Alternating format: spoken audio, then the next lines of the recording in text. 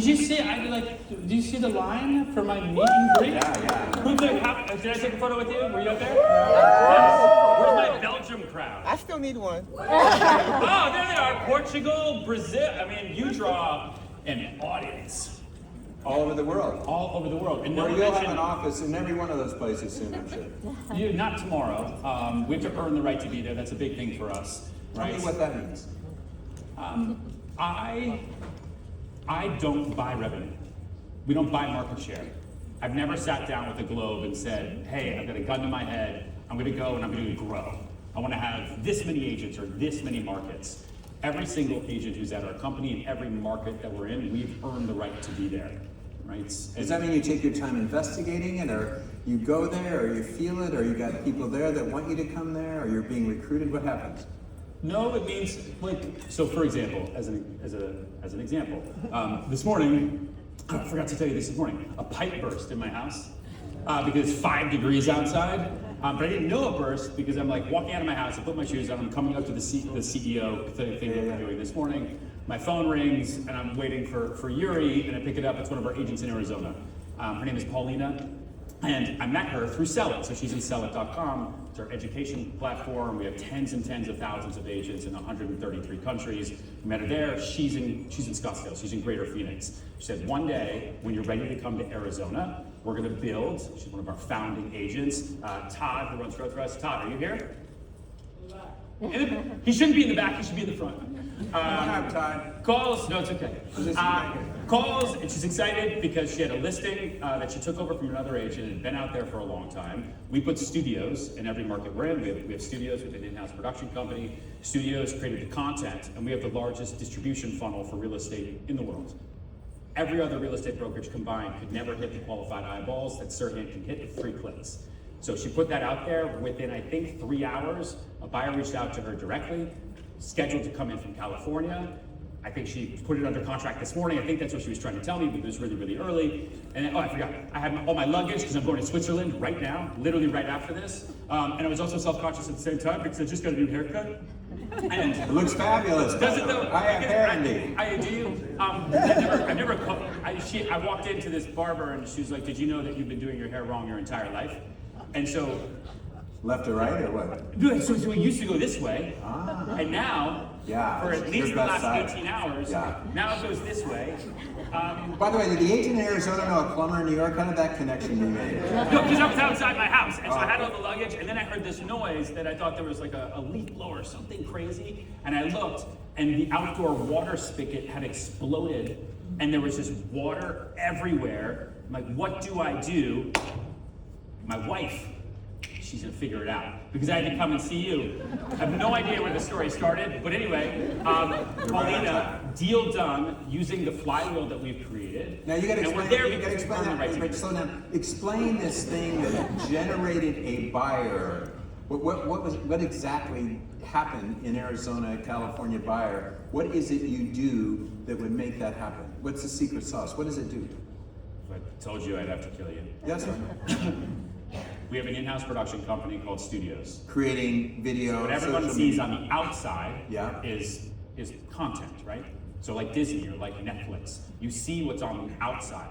Yeah. And then it is mass targeted to the audience that we believe will have a direct correlation to who that buyer is going to be. And a lot of times, it's kids. It's edutaining. Meaning 13-year-olds are telling their parents, we just saw this, you should go take a look at this house. And they're upselling your parents to buy the house. They do, or their analyst does, the business manager, the accountant, the interior designer, and we're the only firm that has that type of distribution. And then we have a team And that's underneath social media. Yes, and that's a team underneath social who then is able to distribute that content at a global scale. We're the most followed residential real estate brand in all of China, right? Across Redbook, so on and so forth. So the agents who come here, they have immediate access to that. So that deal, I think, is $5.1 million that she never would have done had she not been a part of Sell It, had access to studios. All of the listing prep and all of the work was done through Simple, which is our And you our get AI that if platform. you're an agent with you. Yeah. Wow, and so Because do you I'm a not, giver. I'm do a you- giver. Do you not need do you not need by the way, I love givers. I'm done with takers. Fuck the takers. Are you? I am really done with I'm pro. You know what I am? Let us know. I'm pro agent. Agent for me is, and it sounds terrible, but if you run a brokerage or you're a team leader, the agent, not the property, the agent is your product. For the rest of my competition, and I don't know why, the property is the product and the agent is the byproduct. And it doesn't matter. Which is why I also never went to another firm. You know, we've had this conversation Right. all the time. You interviewed 5 big shots. No, I interviewed all of them. Yeah, and what happened when you went? Tell this gang here what happened. I mean, yeah, you know, I weren't asked every CEO. No, listen, I think every firm is great, but I do think that by 2030, there will only be 2 major real estate firms of note. One will be Compass and one will be us. One will focus on property as platform, one will focus on the person as the platform. Everybody else, I'm sorry to say, I think will be an afterthought. And if you could see what we are working on in the background and what we're building and what we still have to come through this year, like I've never felt more optimistic and more excited. Otherwise I wouldn't do this. Like my life was fine, you know? Like I don't have a want to be a CEO. I have like this innate need to solve the problems that we're solving for the people that are with us, and I'm excited to build with them every day. What? You have an investor, right? We do now. Yeah, there's a bunch. It's crazy. You went out and raised money. No, they came. We bootstrapped the business for 4 years, and then we did, I think, the largest prop tech seed round in history. Raised $45 million in December. Still figuring December out. of last year. Yeah, still figuring out. Congratulations. December of 24. Congratulations. That's hard to Do you not watch Only Manhattan? Do you watch second season? Yeah, I watch it all. You son of a. No, I read The Economist, bullshit like that. No, I didn't realize you raised that much money. Congratulations. That's amazing. Yeah. Everybody else knows. We have a board now, you know, and I go to these board meetings. That's a pain in the ass. No, it's nice, you know, it's Did you get to pick them? They put one person on and you get the rest, or? No, I have complete control. Oh, good. Look at that one. Yeah. Congrats on that. So that gives you that power of the accelerating everything when you have the financial resources. That's not your business model to raise money and sell it. No, it helps. We are building an AI native ecosystem for real estate professionals. Explain that. At a global What is that? That sounds like great words. What does that mean? It sounds like who? What now? Great words, but what is it? Oh, great words. AI So- ecosystem. What is So that? simple, which our agents use, is DoorDash for work.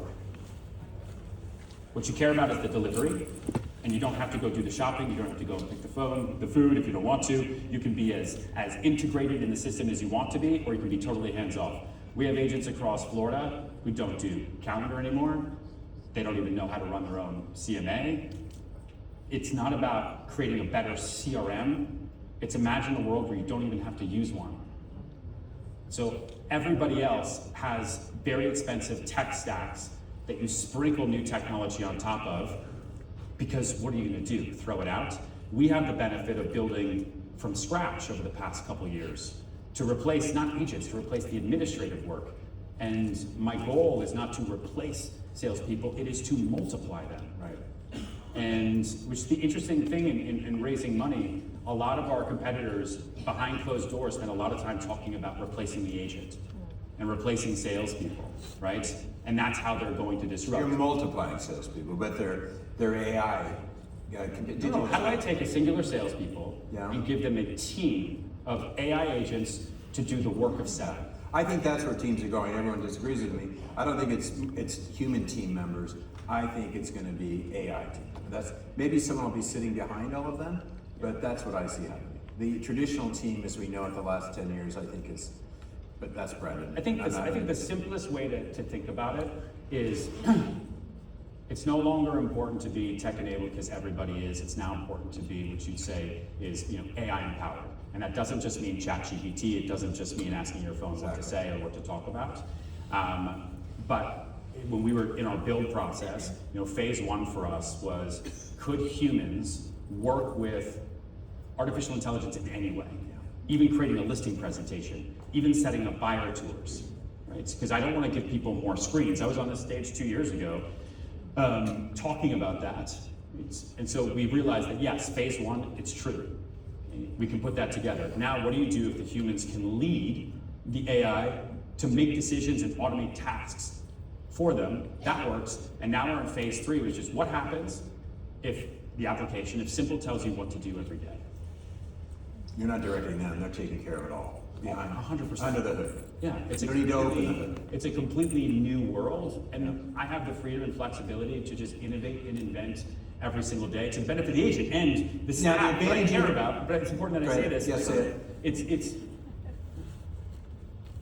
the average agent at Serhant grows their GCI 144% in the first year. That's the average. Now, if you talk to an agent that's at this company, they get very excited about their social following. That counts, right? That's but what they really do care about is the 1099. You're only as good as your 1099. And that pipeline that you can build using the distribution funnel that we've created on top of it. And we're the only people who are going in that direction. Which is Now, Ryan, you have a huge advantage. I heard you say today earlier, and that is the average age of your agent is 28, which means you have these and a half. totally eager young people who naturally embrace technology. The learning curve is much shorter. It's part of their world. It's part of their DNA. They're already plugged in. They're already doing it. They're innovating on your behalf probably all the time, telling you what you should do. And their input and their DNA is in the company, which is why we're not franchised, we don't license. Every agent who's at this company is in my phone.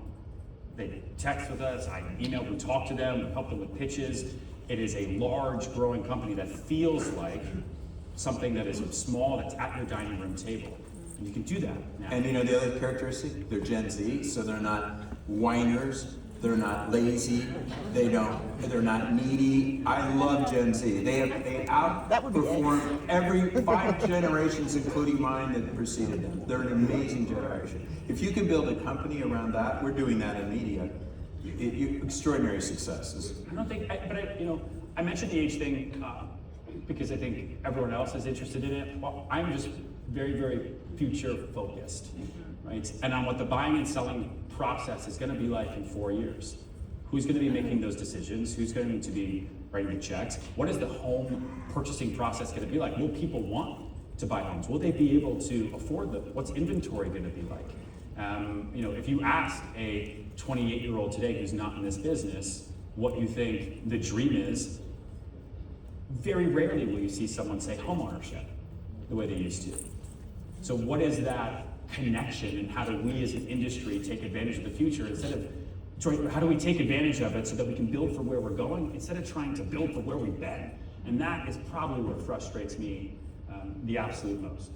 But tell me what you meant about homeownership, because I think that was really important. Where they don't aspire to that anymore, or that's a change in course by a younger generation? I think everybody wants to own a home. I think it's incredibly expensive. It's impossible, right? Right? It's very expensive. What do we do about Down that? payments, You got a lot to build a company, but what should we do about affordability? What do we need? Build more housing? Should I run for office? You think? Yeah, absolutely. That's in your future. You got that. Did you guys vote for me? I have too much. Do not whistle. I have too much to do. I spend a lot of time thinking about affordability. A lot of time thinking, working with banks to create buyer credits process. We have a big partnership with JP Morgan, as an example, and we are in meetings and conversations all the time about what can we do through the home loan process, which I don't think people look at me and think about mortgage necessarily, to make the home purchasing process simpler, easier. How can you get buyback credits? How can you do guarantees? How can you make it less expensive to own than it is to rent? How can you still enforce the idea of creating generational wealth through property? I think at the big picture, we have to release some federal land. I think the largest landowner to build affordable homes on in the United States is the BLM, right? It's the Bureau of Land Management. It is the federal government. There needs to be incentives there. I think we need to look at the tax code. It is ridiculous to me that you can't write off, right? Exactly what we have to do into that. And a lot of other things. That's great. Hey, I'm going to do something that I was told not to do, but maybe Woody can turn up the lights. And I want you to raise your hand and scream out. And by the way, I just trashed all the generations that are sitting out here. I apologize for that. Brad's mouth ran off. I love you all. Look at me. I'm 73. Jesus. You look good. Well, trying. By the way, I asked him and Mauricio in a session we did this morning at CEO what they wanted on their gravestones. And Mauricio said, dancer. And this guy said, I won't have a gravestone. I'm going to live forever. It kind of seems like it. No. I said, I will never die. And that is my promise. Anybody want to yell something out? Go Danny! Go Danny. Danny, come out, say hi. And is everyone excited for Danny?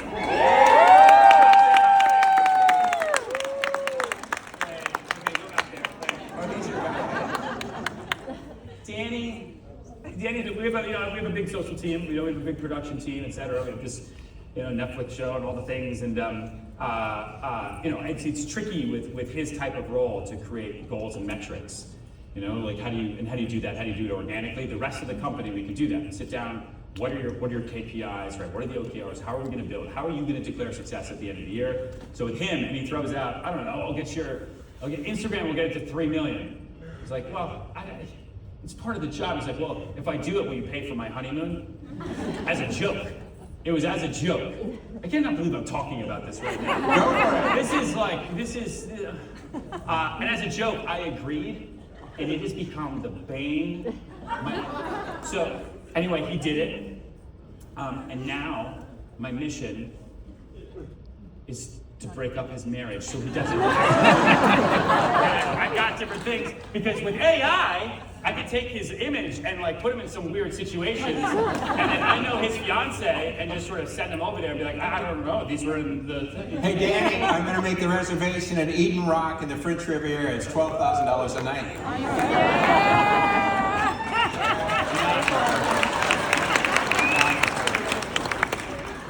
Not encouraged. I'm your travel agent. Who else? Somebody. Yes. Yeah, Ryan, love what you're doing. I'm also a Ryan, so the Ryan meetup was amazing. But you're, growing this amazing company, but you're also a broker. Yeah. And even in season 2, you were doing a deal and you were competing against one of your own brokers. Yeah. So how is it being a CEO and also selling real estate? How is it being a CEO and also selling real estate? I sell a lot less real estate now than I did previously, obviously.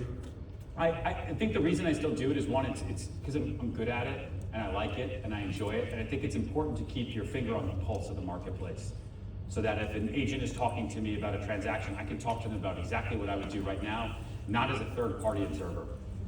Right? Like, I'm not a professional fund manager, not a professional CEO. Like, I'm an agent who got started in this business to try to make $2,000 a month. That's what it cost me to stay in New York City at the time, so I didn't have to move home to Colorado. And I learned how to do rental apartments with 4-bedroom share walls in Koreatown. And working alongside our agents is what I love the most. There was a $60 million deal at 150 Charles, which was a unique situation to be in, which is why it happened to be on the show. And at the time was very, very stressful, but was also really fun to be in that moment, to be working alongside such incredible people like we have, to do deals together and to lose out. That's, I don't know, I think it's just, it's great, it's cool. And I've really focused heavily on purpose and culture. I never set out to start a company to make money. I have money, and it was always about purpose. And if you can align the right people with purpose, you can sell any product. And when you do that, everyone gets to make profit, right? Everyone gets to make money. The flip side to that, and what I see time and time again, which is why I also couldn't go to other firms, and I blame every other CEO for forcing me to start this company, is they start with profit. How do we make money? How do we make money? I want to make money. Okay, well, all right, we'll go into real estate. We'll do that. Okay, now how do I disrupt? Okay, well, I got to sell the product. Okay, real estate, great, that's the product. Now I got to get people. Okay, you guys, I'm going to pay you, and you just come over, figure it out. This branding firm, figure out a purpose. We're going to put it on our website. We'll change it once a year as we grow and expand. And that just doesn't work for me. I think at this company, culture and morals are the absolute high ground. And you see this happening in this city specifically right now. there are direct competitors of mine who are incredible bullies, who lead a culture where there's money over morals. And like, I don't care who you are or where you came from, like if you do not respect your fellow agent and staff member, regardless of who they are, what they look like, regardless of what firm they are, like you're not for us. You can't be with us. Safe travels to Switzerland. Oh, And when I first met you, you were in this crummy office, little office, I think, yeah, thanks, Brad. affiliated with Nest. You told me a little bit about what you were going to do. You asked me what I thought you should do, as if I knew. And I said, I like you. Would you be on the Inman stage? And you said, what is that? And you came on the stage. I'll never forget that, because as soon as I saw you, I said, this guy is going only one way. And you have. You blew me away just now in this interview. What you're working on, you just have nailed it. So impressive. And we want to keep you coming back. Yeah. And someday you'll buy Compass. Who knows? Good luck.